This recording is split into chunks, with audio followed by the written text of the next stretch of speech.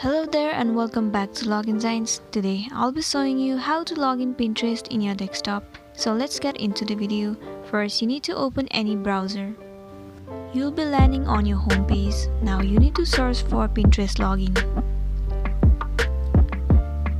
Here you need to click in the very first option called Pinterest login. It will directly show you the option to log in your Pinterest account. So as I have created my Pinterest account through my Google account, you need to click on the option of Google.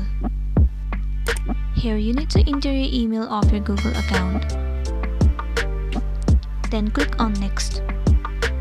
Here you need to enter your password.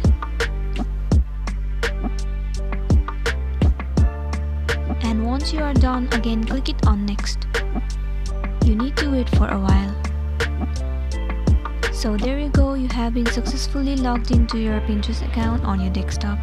This was for today and I hope this video was informative for you. Thank you for watching it till the end. Have a great day.